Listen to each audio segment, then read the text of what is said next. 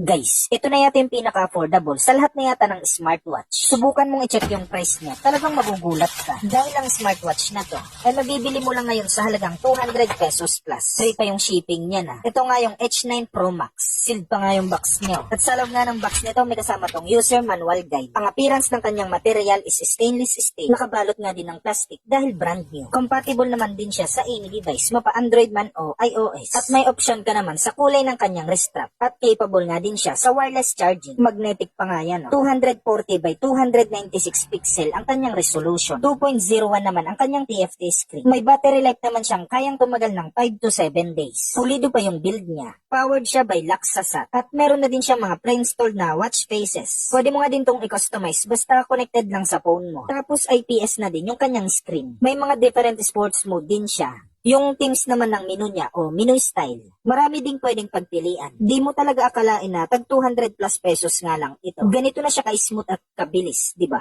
Hindi pa nga naglalago. May side menu din siya, pull down at pull up menu. Ito naman yung mga shortcuts niya para mas mabilis mong mahanap yung mga functions niya. Gaya din ng mga regular na smartwatch. May mga health monitoring din siya tulad ng heart rate monitoring. Capable nga din siya tulad ng sleep monitoring, pedometer, blood pressure, blood oxygen, may pang message. Pwede ka rin dito mag-direct call dahil may pang dial naman siya. May pang play din siya ng music, weather forecast, calculator, alarm clock. May sedentary din siya, stopwatch. Magagamit mo din siya as camera shutter, voice assistant, panghanap ng phone. May built-in din siyang games at flashlight. May mga naka-pre-install din siyang other social media platforms. Ang nagustuhan ko nga din dito, nasa-set din yung date at time niya. So, kahit wala kang smartphone, magagamit mo to. Kung sa pagandahan lang ng quality, lalo na sa pagandahan ng presyo, tsak panalo na to.